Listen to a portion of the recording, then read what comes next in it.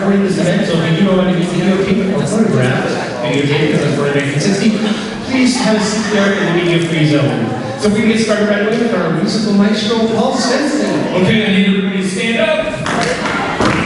And you need to help me with percussion. Don't rush. Sure you rush me.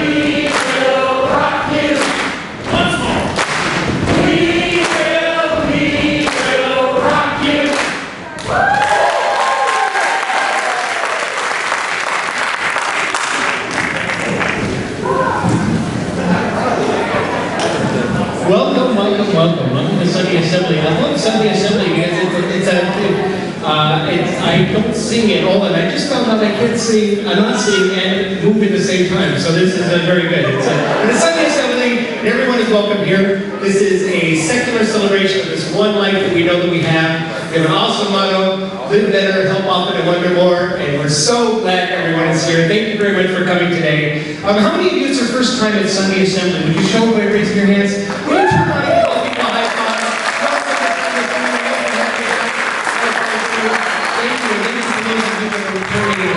So much has happened in Sunday Assembly in the since we met last time in June. We had a Transgender 101 class that was held at the Malcolm X Library. That was fantastic. Sunday Assembly sponsored that. Thank you, Sandra and Chloe, for that. It was fantastic. And also Gabriel Mason from the center.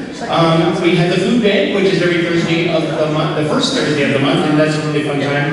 Many of the Sunday Assemblers volunteered at Habitat for Humanities. They did inventory for them, and that was a wonderful event. We did Meal for Kids, or Stand for Kids. We had the conference, which there's many of the people that are here. It was an amazing event. The people that went there were all self-funded. None of the donations from Sunday Assembly went to that. Everybody made sure that they got down there. There's 150 of the amazing people, just like the people in this room. And also, last night, we had the first ever Godless Gala, the secular fair that was held last night. And we also had some friends of ours who came from just north of here, Sala at the gala, Sunday Assembly Los Angeles. We'd like those people to stand up and recognize everyone.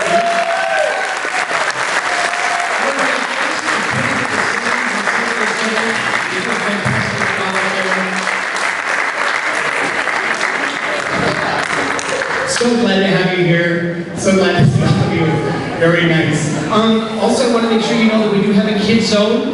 We can watch children 1 1/2, and the kids are building blocks and coloring right now, and there's another part of the program a little bit later. And we have in the back corner right there a nursing mother's chair. It's the most comfy chair in the place, so you're welcome to use that. Let's see. Program. Sculling for time. Good morning, everybody. I'm glad that we wrote the things that we're doing here so that I can remember what we're doing.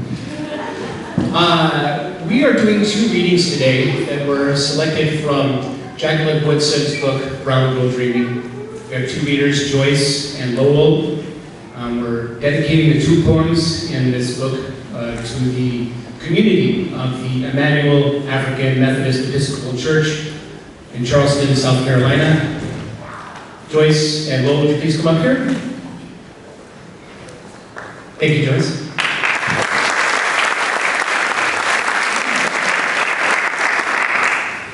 American dream.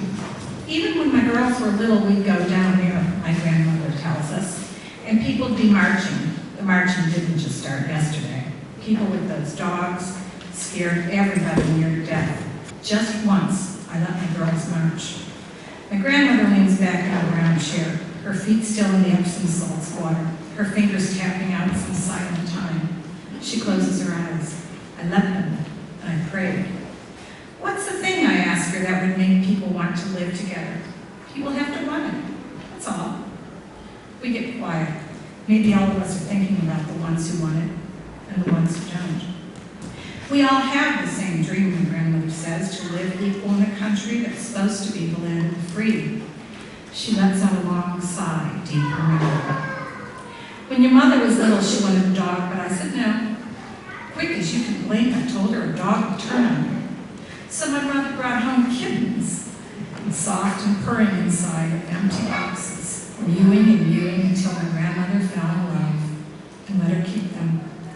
My grandmother tells us all this as we sit at her feet, each story like a photograph we can look right into, see our mother there, marchers and dogs and kittens, all blending, and us now, there at each moment beside her.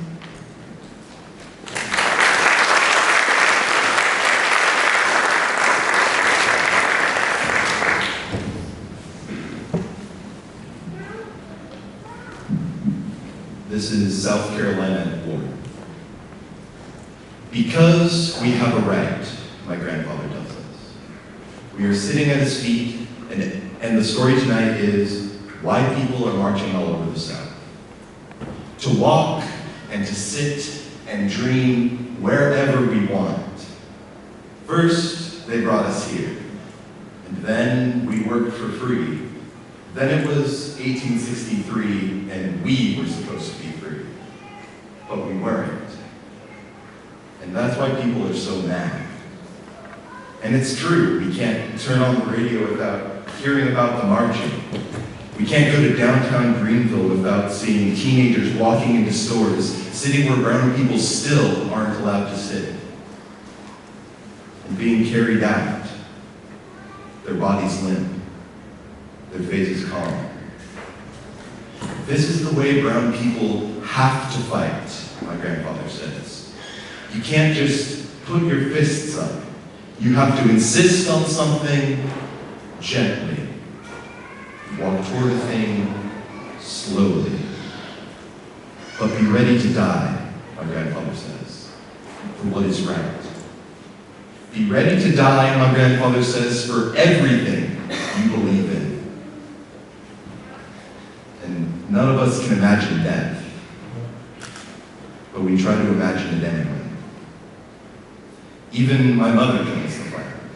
When she thinks our grandmother isn't watching, she sneaks out to meet the cousins downtown, but just as she's walking through the door with her good dress and gloves on, grandmother says, "Now don't go getting arrested."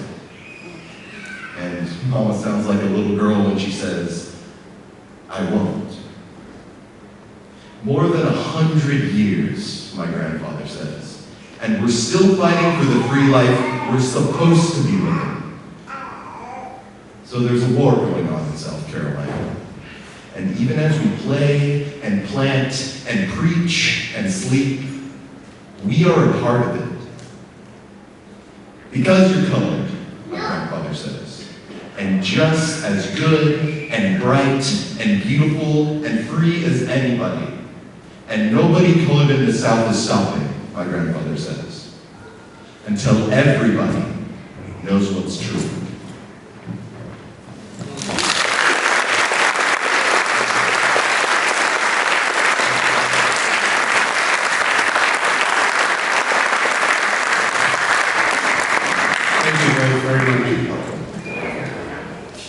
Before I introduce our speaker, he has graciously consented to stay after the event to answer your questions and enter into discussion. We ask that you put a pin in any questions you might have or any comments you might have till after the assembly.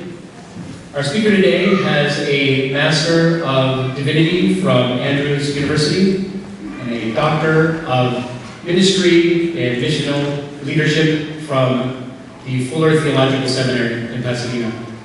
He's been a pastor for 19 years, and most recently the senior pastor for the Hollywood Seventh-day Adventist Church.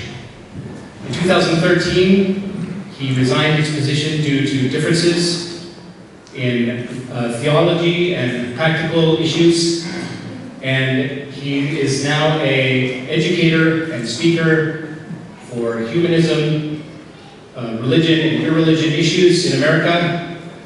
A documentary called A Year Without God chronicles his time of living as an atheist, which was covered by NPR and Huffington Post. We're so pleased to have him here, Mr. Ryan Bell.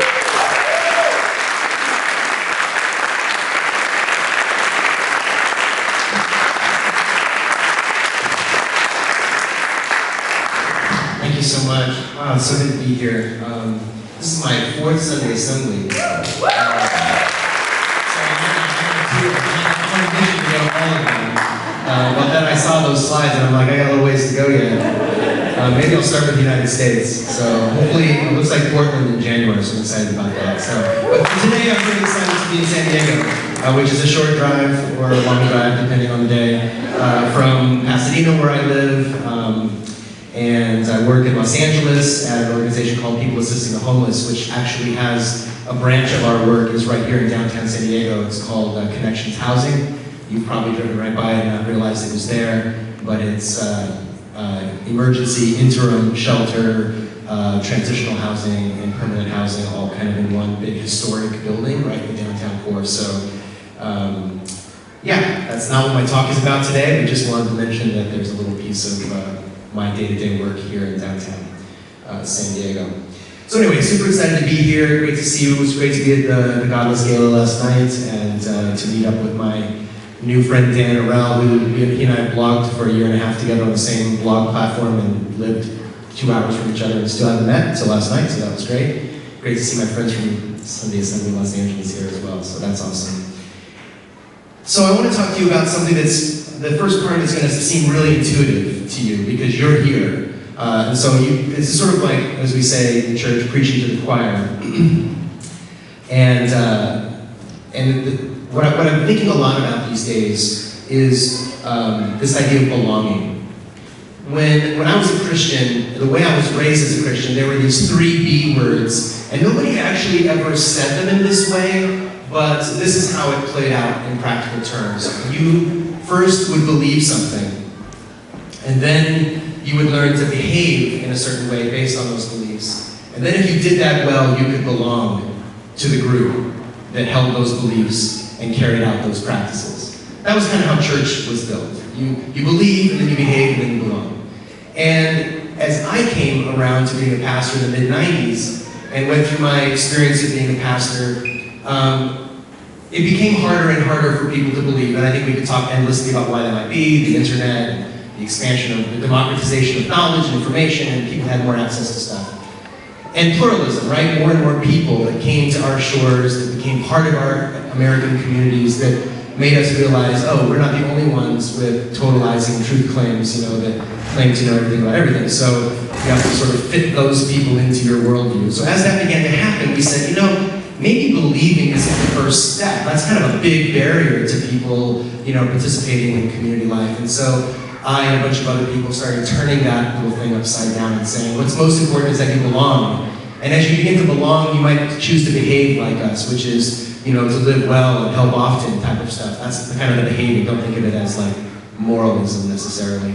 But, you belong to us, you act out your life with us, and then maybe some people will believe in what's behind those actions, the motivating beliefs that are behind them. And so at my church, we had a big emphasis on belonging, and we had a ton of people that belonged with us that didn't necessarily believe the same things that everybody else believed. And I suppose that's true here too, right? We all shared different beliefs, we're probably in different places along the spectrum of convictions and ideology on any number of topics. Though there's probably enough in common here to bring us all together. So belonging was a big part of what was important to me as a pastor, and continues to be a big part of what's important to me now. We evolved as these social beings. We're not lone rangers in the world. We know that we need people, we need community, we need support systems around us. It's why we partner up. It's why we sometimes, if we choose to make families, and we live in neighborhoods and get our kids involved with other kids, and we get involved with other people doing any number of either recreational or intellectual or social things. I was reminded of my Psychology 101 course from ages gone by this week as I revisited Maslow's hierarchy, and I had forgotten how important a sense of belonging is to this kind of core foundational system that Maslow built. Of course, the number one need that we all have are our physiological needs. We need water and food and shelter. We need to be comfortable, and then we need to be safe and secure. We need to feel like we're not going to be, killed or mugged in any minute now. Like, we need to feel like we're pretty safe. The minute we feel that our physical needs are taken care of and that we're safe in the world, the very next thing Maslow says that we need in our lives is a group of people to belong to, or at least a person to belong to, right? Someone that we can share our lives with. And after that, comes all of the intellectual pursuits. Self-actualization is at the top, he says. But long before we start wondering about what does the world mean and what's our place in it and where did we come from and where we go, long before all of that, we have a need to belong to one another.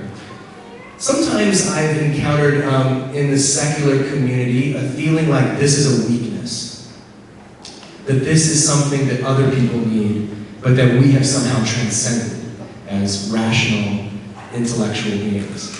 And the people who come to gatherings of other, like-minded people for community, sort of almost have to apologize for their belonging to those groups. Like, they're the weaker members of society who need these groups to get along through their day. And I kind of bristled about that. I thought, why is it that we take one of the core elements of what it means to be human and then make people feel bad about needing it or wanting it even? And I have some theories about why, and if I don't ramble too long, I'll get to tell you about those. I found even in my own church that people didn't necessarily come for the beliefs. We had endless debates about the beliefs, and at the end, I felt like a lot of my church members were agnostics. They were there because they were single and wanted to go on a date, or they wanted to have some friends to go to lunch with. And this was a big part of kind of what was important to me then and now. In a groundbreaking book in 2000 called Bowling Alone, social scientist Robert Putnam warns about this serious decline in America and what he calls social capital. He reports, and this is back in 2000, of course it's 15 years since then, but then he reported a 53% decline in attendance at club meetings, just whatever kind of club, a 43% decline in family dinners. I think there's been like a 90% decline in family dinners at my house. 35% drop in having friends over. People were just more and more isolated in their lives. Individualism had reached this toxic level in American society, and it was having and is continuing to have an adverse effect, I think, on many other areas of life.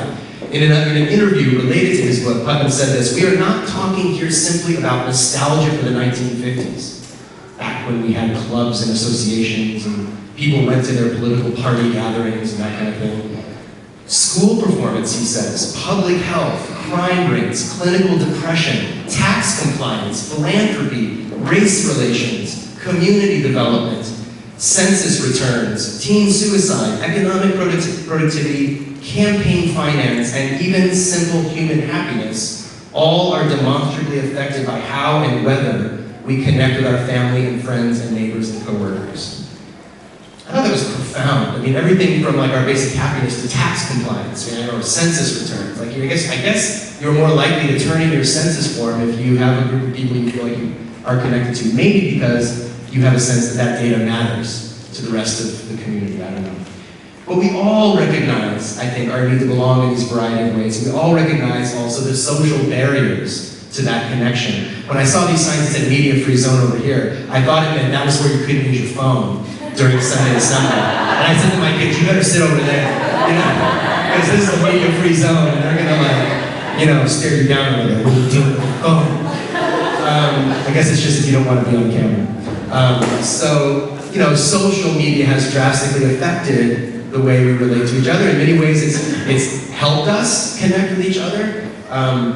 We can stay in touch with people in ways that are so simple that they're effortless.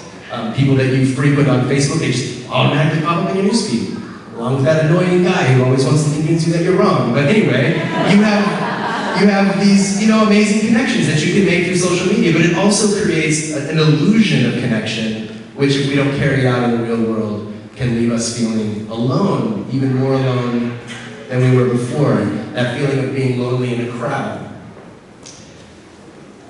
As a Christian, and even more as a pastor, one of my main interests was building authentic community for the sake of the world. This was kind of a slogan that I used to share. That our goal was to build authentic community for the sake of the world, not for our own sake, because then things turn in on themselves and become very self-referential and gross. But to have that intimate connection, that social connection for the sake of the other. And that's, to me, what I think is so important, whether you have God as part of the equation or not. In fact, I think God is irrelevant in a way to that equation. There are some problems with belonging, however, that emerge the minute you try and put your hands around it. Belonging almost necessitates defining boundaries. When you say belonging, the next question is, belong to what? What do we belong to? What delineates those who belong from those who don't? And one of the main problems, if not the main problem with religion, is that it fosters these in-group loyalties at the expense of out-group hostilities. And so you're part of a group, and that part's great. It was always funny to me to visit a church and listen to people say how warm and friendly they were, and what a warm and friendly church they had. But nobody said anything to me, right? So to themselves, they seem very warm and friendly, but to the outsider, it was very walled off. And so from the inside, there's a kind of visual appearance and actuality of belonging, but it doesn't have the same projecting out into the world. So religious groups in particular define themselves over against what they're not, and we've seen a lot of that this past week as well. Coalitional groups almost require an adversary. We stand here as opposed to there, right? And even the recent victory that we just saw around same-sex marriage, or as we like to call it now, marriage.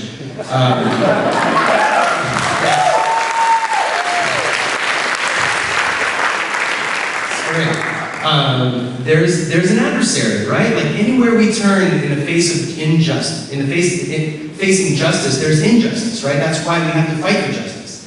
And so there are legitimate enemies and allies, and we have that sense of the struggle. But when we create coalitional groups, we almost immediately fall into this interplay of in-group, out-group. So that's a challenge.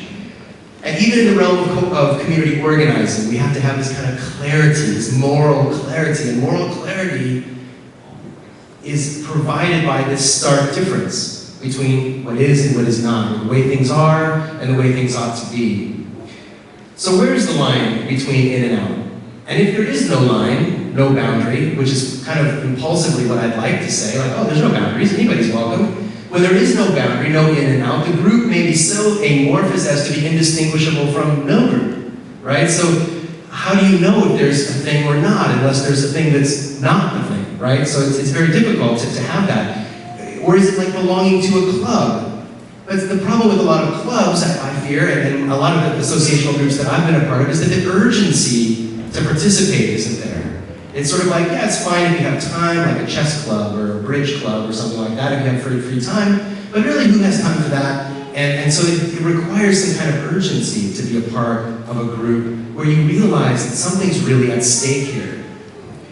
And I've also noticed that the community building is sort of a tribal enterprise, as we've sort of hinted at already, and one of the big criticisms that we have of religion sometimes is that it's very tribal. I've also found that non-religious groups can be just as tribal. So I think tribalism is something that presents a challenge when we talk about how do we create groups of belonging. We often hear, as a result, and I heard it last night, we are not joiners, right? We're not joiners. And I think that's because a lot of us have been badly burned by the groups that we've been a part of. Whether it's been a church that proved to be toxic to ourselves and to others, whether it was a political party that was just unable to deliver on its promises, a family that hurt us deep inside of us, or an employer that's interested only in the economic exchange that they could have using us. So where can we find this kind of authentic community? And I want to suggest 3 simple things that I think are important. They're simple but hard to do. And fundamentally, I think true community means more than just hanging out and having a good time, although it probably starts there.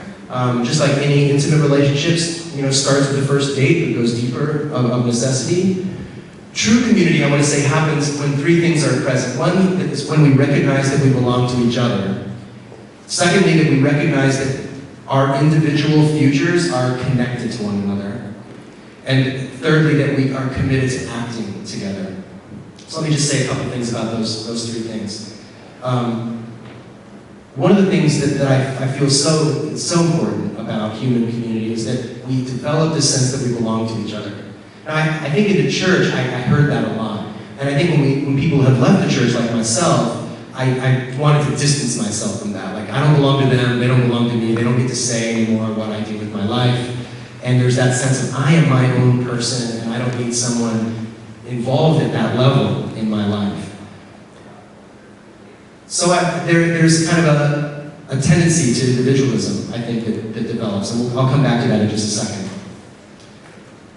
But what I think is possible is that we not see ourselves belonging to an ideology, but to one another in a mutual, self-respecting sort of way, where that I am accountable to you and you are accountable to me. The Jewish philosopher Emmanuel Levinas has this remarkable notion that when we see a person, we look in their eyes and we see them, that we are immediately enlisted in their cause. Like, we cannot see a person in their eyes, and he means literally like looking in their eyes, which is why we often avert our eyes when we see a stranger or a poor person or a homeless person. Because the minute you lock eyes with someone, you're now involved, right? You're now involved, you're now part of whatever's happening here. Now, that may be very small amount of commitment, or it may be very large, depending on the situation, but there's a sense as human beings that we are responsible for one another. We see this most often when crisis peaks, right? And we feel like we belong to one another,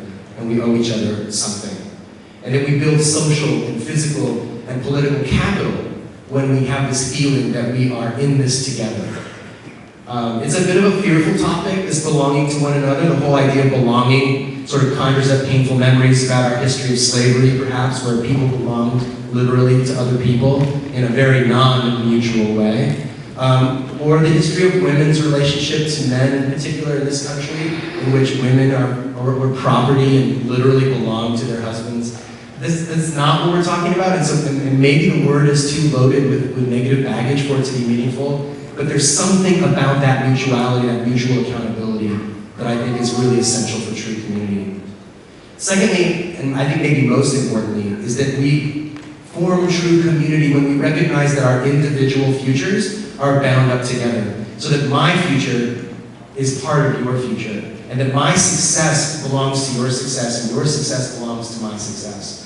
And I think one illustration that always captures my imagination about this is the issue of climate change, where I think I immediately recognize that my future and your future is all part of the same future, right? And unless we figure this thing out, we're all going down, right? Maybe not us, because we'll be gone before then, but future generations. We are connected in this way, and our futures are bound up together. When we talk about race relations, when we talk about what happened in South Carolina just a couple weeks ago, and the words that were read so beautifully just a moment ago, here is a crisis in which people recognize that their futures are bound up together, right? That what happens to one happens to all, and that we cannot stand alone as an island. And there's that sense of urgency that brings people together.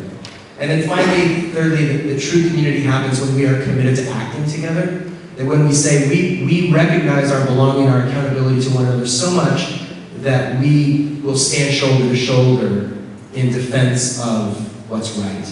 and what's good in the world. And when there's that level of, like, I'm going to stand for you, and you're going to stand for me, and we're going to build this coalition of meaning and belonging together. It's not just words, it's not just, having lunch together, it's not just singing some songs and getting excited, but it's actually boots on the ground, creating change in the world. To me, this is where I've seen community take off and become a force unto itself. Two quick challenges I see, and I think this is a dialectic that has to be held in tension. Two quick challenges to this type of thing. On the one hand, radical individualism. On the other hand, radical communitarianism. So in the church, I think there was this sense of communitarianism that was so strong that your individuality gets lost in there somewhere, right?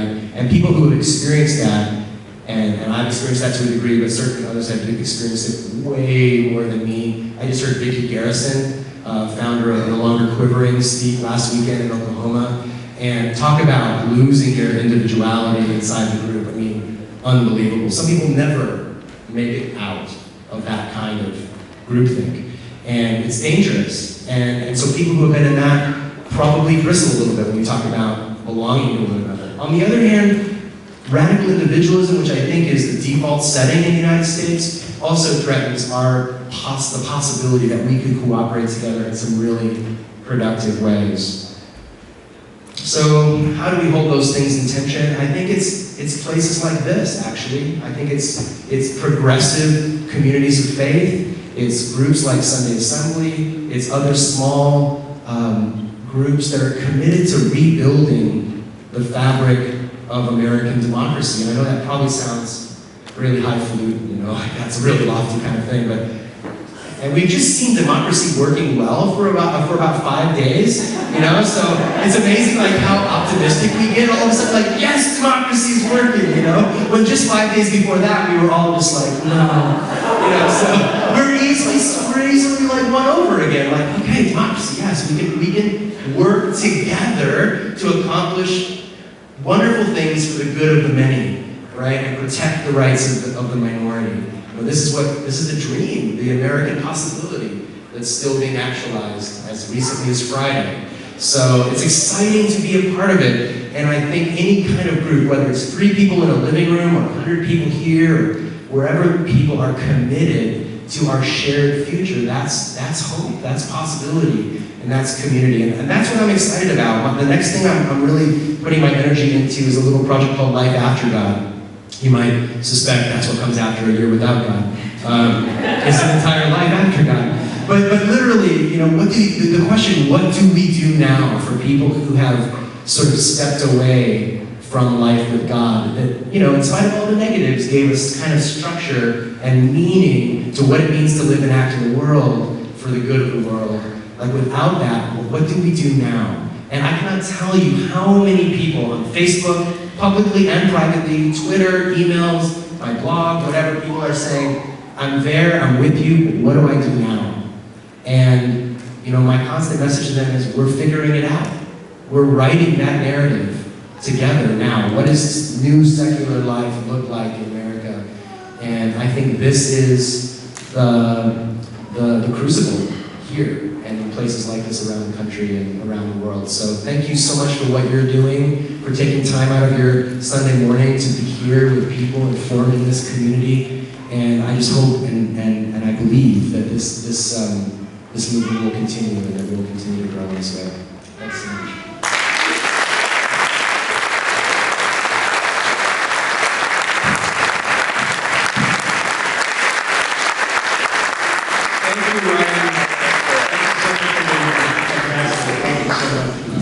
Thank you.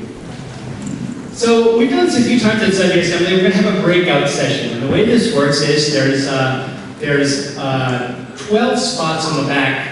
We're going to break into, I think 14 spots. Actually, we'll break into groups of about 7. There'll be one organizer in every group. On the back of your program, there's some questions that are the questions we'll be talking about. Our theme for today is community, so these are what the questions are about.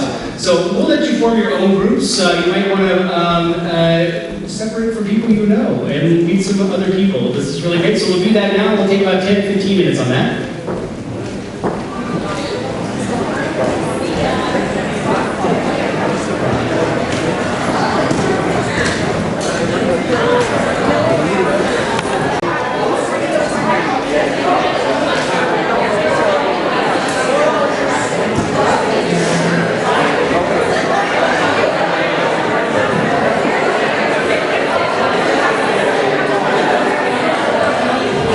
Okay, so back to your seats. It is time. Today we're going to be another sing-along. It's Paul Swenson will be playing the banjo this time. Rainbow Connection, an apt song certainly from this tune. That was written by Paul Williams and Kenny Asher, and most notably sung by Kermit the Frog. This is a sit-down song.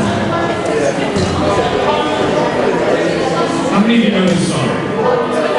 Some of you do, some of you don't, so we always like to work with those of you who don't. I'll sing it, I'll sing it first verse, and then we'll go back and we'll all sing it together. How's that? Okay?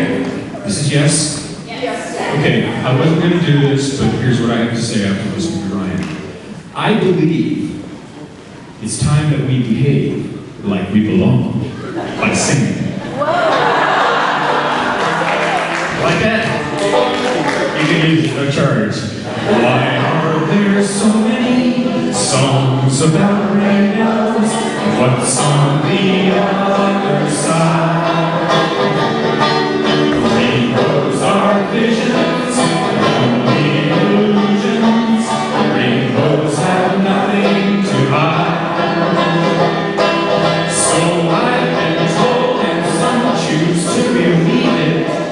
I know now we can see. Someday we'll find it, a rainbow connection. The lovers, the dreamers, and me. That's how it goes. Let's go back to the top. Why are there so many? Here we go. Why are there so many songs about rainbows? What's on the other side? Rainbows are visions, only illusions. And rainbows have nothing to hide. So I've been told, and some choose to believe it. I know they're wrong, wait and see. Someday we'll find it, a rainbow connection. The lovers, the dreamers, and me. Oh man, you sound good this morning. Must be the folks from LA. No, actually, the San Diego group is a good sounding group. Here we go. Said that every wish will be heard and answered. We wish on the morning star. Somebody thought that, someone believed it. But look what we've found so far. What's so amazing that keeps us stargazing? And what do we think it might be? Someday we'll find it, a rainbow connection. The lovers, the dreamers, and me. All of us under the sun. We know that it's probably magic. Have you been half asleep? And have you heard voices? I've heard them calling my name. Is this the sweet sound we call the young singers? The voice may be one and the same. Oh, I've heard it too many times to ignore it. It's something that I'm supposed to be. Someday we'll find it, the rainbow connection. The lovers, the dreamers, and me. La la la la la la la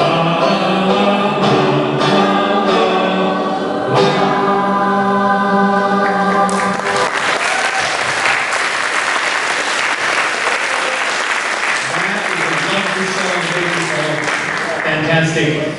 At this point in the assembly, we have a theme called Doing Their Best, and this is a point where any one of you assemblers that has a story that you'd like to share would come up and tell us something out of your life.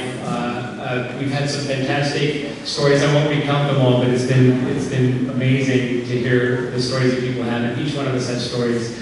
Today, our own Chloe Rutherman is going to share with us a reading and her own experience. Chloe?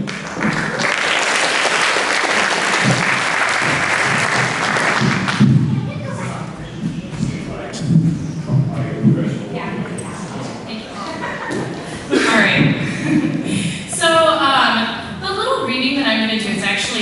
story that one of our founders, Pippa, shared at the conference. She shared a little bit about just that I personally feel encapsulates what Sunday Assembly is, and I think will best preface my own personal story. So she's British, and I'm not British at all. So excuse any language that you don't understand.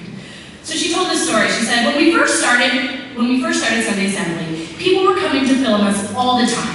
And we got quite a lot, actually, of really hardcore, terrifying atheists coming to London. And they were really frightening. And they hated what we were doing because we were so happy. And they were like, what is this? Why are you singing about being alive? Because we might die soon? What?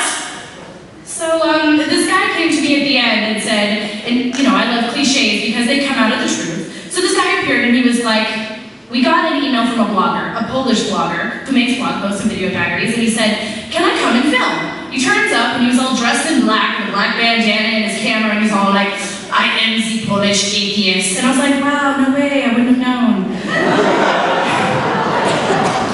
And he was really scowling. And he stood in the back and he filmed the whole thing. At the end he said, can I please have an interview with you? And I was like, yeah, sure.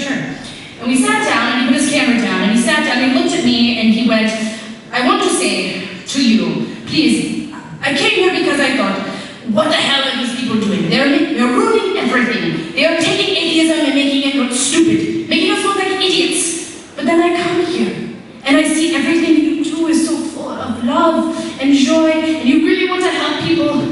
And so I want to say, can I have a hug?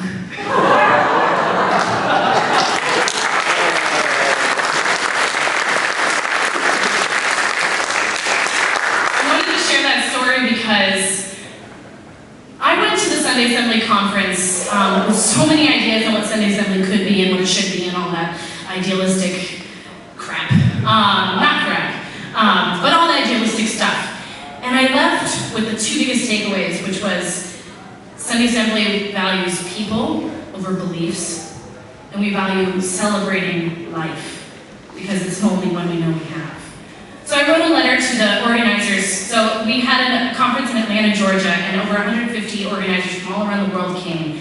And we had the most amazing weekend, and I can't explain it to you, but hopefully you'll get a little glimpse of what I was talking about. I wrote this letter to the other organizers and I wanted to share with you. I came to Atlanta unsure of what to expect. Over the past few months, I've been a spiraling burnout. I was ready to be done with everything because I felt so desperately alone. I was asking questions that didn't really have answers. I thought I was asking questions that no one else had. Perhaps now I realize I wasn't asking the right questions. I was desperately wanting something deeper than what there was, but I didn't know what I wanted. I just knew something was missing, and it hurt. Then #CCWonder happened. You all happened. The entire experience is like one moment to me. Probably because I got a total of 6 hours sleep, no joke, the entire weekend, but also because each thing swirled into another. Joy in the communal existence with others expressed through singing under the beautiful southern night sky, hand in hand. Dancing because everyone was watching and they were dancing too. Deep discussions about ritual, value, meaning, and throwing back a few years and joking late into the night. Sunday was the culmination of that experience for me. The songs that were chosen, the stories that were shared, and the energy in that room brought me back to what I had so greatly missed about church. I broke down in tears after days, years, of fighting them back. Because after all the amazing people I had met, after all the crazy awesome nights, the connections over ideas and existence, the passion for the movement, hard conversations, over singing, the love and the kindness, it all cultivated this experience of unguarded joy and shared celebration. That was what I had been missing. The joy I had once felt at church, that shared meaning and purpose came back, but this time, a purpose and shared meaning that is more tangible than any other message I've ever held in my heart. To celebrate this one life we know we have. I get it now. I had been trying to figure out what had been missing for me, and it was those deeper connections made through intentional community that shares simple values, to live better, to help often, and wonder more. For me, it's about building an experience for others where they can experience those same things we all did. We offer a safe space for people to come and be who they are. We don't tell people who they must be or what they should believe, but we provide a community that loves them and figuring out what that means. We provide a space for people to be authentically themselves, sin and all. It's about a community that helps often, not because we have to, but because empathy has changed us. It's about providing meaning to our lives, to love others because we are so wonderfully human. I must share this joy and connection with others. It's about sharing value, celebrating this one life, because we're in this privileged place in history to be alive. I want the world to feel what I felt. I want to celebrate life with them. I want them to know that there's freedom and joy in a life lived with abandon to regret, and they can belong. They already do. To the San Diego team, I just want you to know that you're the reason I made it through these past 2 years. I made it this far because you didn't give up on me even when I didn't follow through, didn't finish the slideshow until 2 a.m. or when I said stupid things. I can't even begin to tell you what you meant to me. We're all so different, but somehow we pulled off something pretty fucking awesome. And together, we're gonna do even greater things. I feel the words I've written can't grasp my heart or what I'm trying to express. I didn't want the weekend to end. I want to hold on to you all into those moments forever, but I know we'll see each other again, and it'll be like the uniting of old friends, because when I first saw you, it was as if I had known you all along. And I can't wait for that day. This past weekend has given me the energy, figuratively right now because I'm still exhausted, to work for a deeper connection in my community. It has given me hope. If any of you are ever in San Diego, give me a call.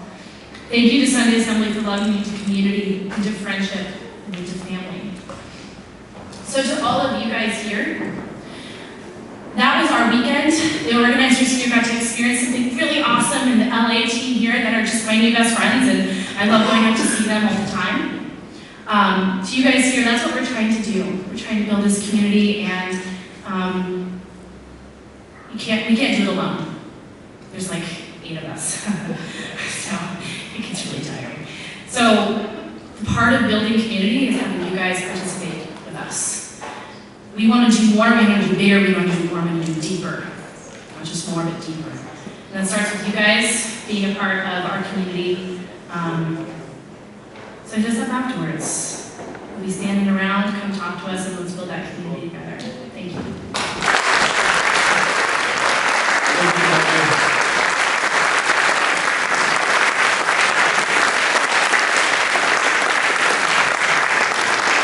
At this point, we observe 1 minute of silent reflection.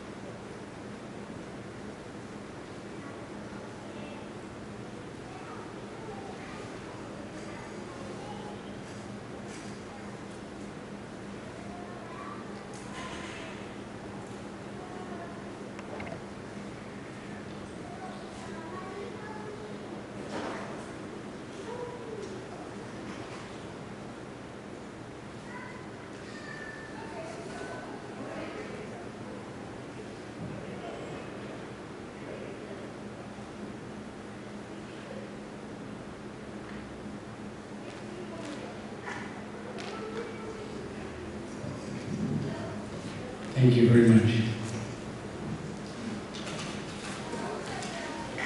So the point in the assembly where the MC address, we're running really long today, so we're going to dispense with that. I would like to add in the very last part of my address. Pippa told the story about Sanderson, and she said they were running long and they had to cut the MC address. And he said, but I worked so hard at it. And she said, let it go. I'll save it for another time. But here we are in June 2015, this dark and wonderful month in the history of the United States, and we're on the cutting edge of this community.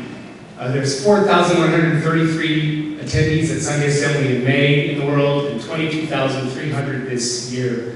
It's an amazing thing we're doing. It's just so glad you're all here and so glad you're a part of it, and thank you very much for being here today.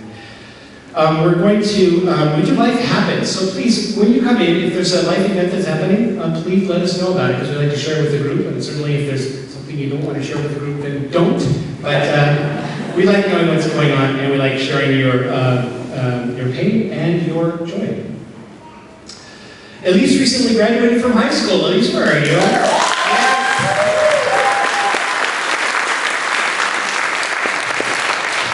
Congratulations. I want to theme of commencement speech, and I could just, because we've all heard the same speech every year, that's same thing about the future, and I'll skip that. This is actually more my wife than I. She adopted this dog that had 4 homes by the time I was 7 months old, and we had to put her down after 15 years last week. And my wife's mother had a heart valve replaced 2 days ago, and she's doing well, but she's recovering, and we are driving over there next. Paul and his wife Wendy are celebrating their 33rd wedding anniversary.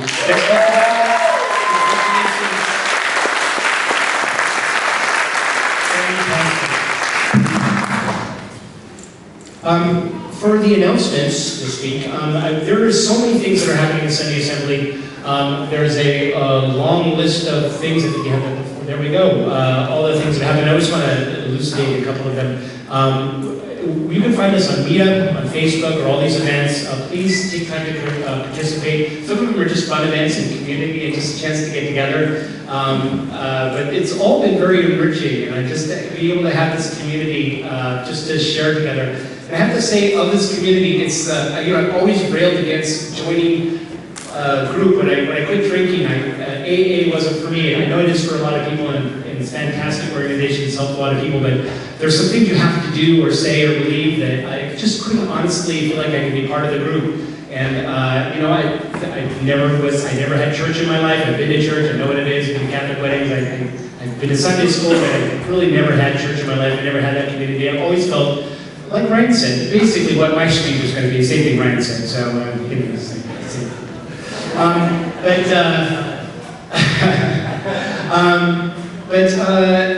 imagine this group. The only thing you have to do is be yourself and come here, and that's why I feel so comfortable here and so comfortable with you. And I know so many of you look at these faces here. It's so great to have you here, and I've met you over the past year and a half. Sunday Assembly last year marched in Pride, and it was fantastic. It was a really fun thing. We had a trailer, we had a rolling sing-along. We're going to do the same thing again this year. We're augmenting. We know what to expect now, so we are having 4 planning sessions. There's 2 of them that will take place on Wednesday nights. Those are July 1st and Sandra, help me out. And the 15th, I believe. And then there's 2. Also, there's 2 events that will be with the cross-stitch group, which is on Sundays at 1. It's on 2:30 after the Assembly Sunday. But this cross-stitch group is great. So if you don't cross-stitch, some people may. I think Aaron's still working on his Millennium Falcon or whatever he's making. Something like that. And some of us read and chat, but it's a really fun time. It's a Panera and Liberty Station, and sometimes there's a few of us, and sometimes there's a whole bunch of us. But it's a great time. Just come on for the just hanging out. It's just great. But we'll be making the Pride decorations and the crowns that we will be wearing. So there's 4 events for that, so please join us. That'll be a really great time. And then also there is a big Pride flyer available. Yes, in the bag. It's big one. And your big Pride flyer, no better time to have a big Pride flyer than right now, I'd say. This is going to be the fantastic Pride to go to. You know, every one of them is, though. The first time I saw military people marching, I was just bawling, and then the next time that I saw very military people, married people, it was amazing. And this time, fantastic. It's just going to be a huge event. We also have this trivia night. It's on July 11th. We had trivia night before. It's at downtown Johnny Brown's. It's fun. So if you think you're going to have to go up in front of everybody and answer this bunch of questions, no. You're going to sit at a table with some people you know or maybe don't know, 6 or 8 people, and there's 8 sessions, 10 questions each, and you all know all about the question. You have 30 seconds to figure out what it is, and then you winning team wins cool stuff. Okay, well, not really great stuff. You get bragging rights, that's what you get, but it's fun. And we had a great time, and I know a lot of you are here from that event too. So it's a $5 buy-in, and it's a fundraiser for us, and downtown Johnny Brown is one of the few bars or watering holes that really has nobody there on Saturday night. It was just empty because it's right next to the Civic Theater, and their big event is when people are at the downtown, so they all bug out on the weekend. Also, we are starting the next philosophy of ethics and sexuality. It's a 6-week, 8-week event. We meet up. If you come for the first 3 times, and we closed after that time. So my wife and I did participate in that event, and several of you here, and it was a really strong, good, honest discussion, and it's just a wonderful event. Chloe hosts that, and it was fantastic. Also, just of note, Sandra is hosting a resume writing workshop. I think there's 2 spaces left. 3 spaces left, so if you're interested in doing that as a 4-part course, or 4 sections? We have just 3 sections. We're going to be working on our resume, and if you want us to review it, we can do that also, or not.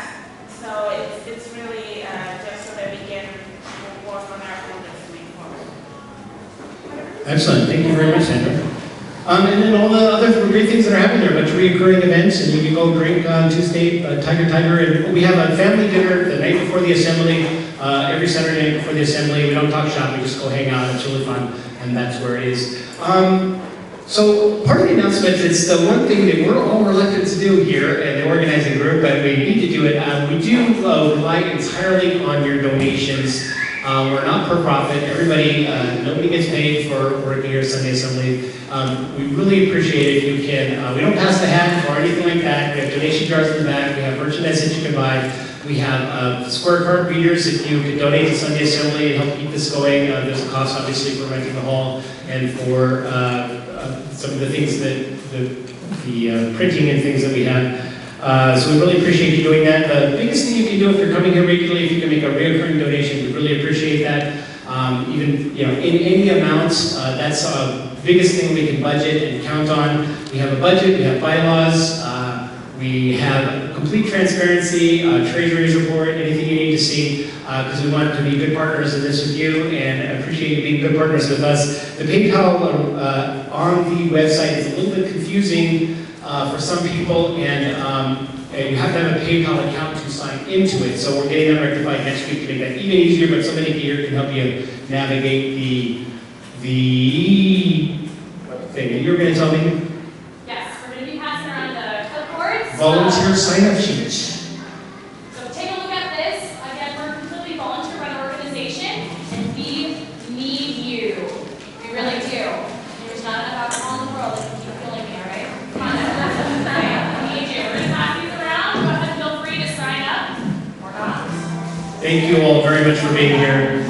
We are going to have our last sing-along, and this is a song that you all know by Bill Withers, who was recently inducted into the Rock and Roll Hall of Fame. Okay, everybody up.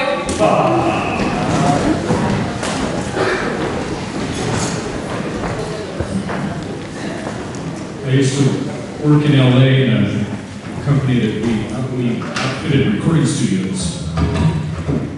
Bill Withers was one of our customers. A lot of people were our customers.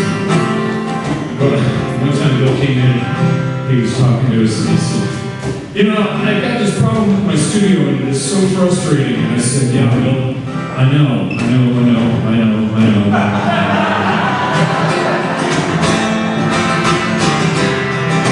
He was amused and sometimes in our lives, we all have pain, we all have sorrow, but if we are wise, we know that there's always tomorrow. Hold me, when you're strong, and I'll be your friend. I'll never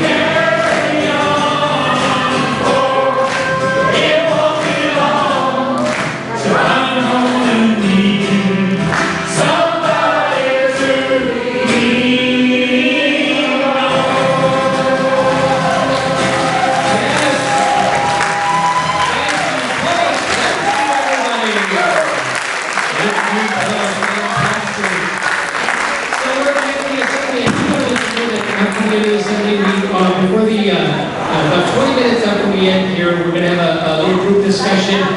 Sandra's going to recap the conference, and there's some new bylaw changes to Assembly Anywhere, everywhere, sorry. Sunday Assembly International, and she will go over those. And please join us at Pizzicato at 2450 Fifth Avenue, also known as just down the street and around the corner. We'll all join there and have some community. But please, for the time being, enjoy the snacks and coffee. Thank you very much for being here today.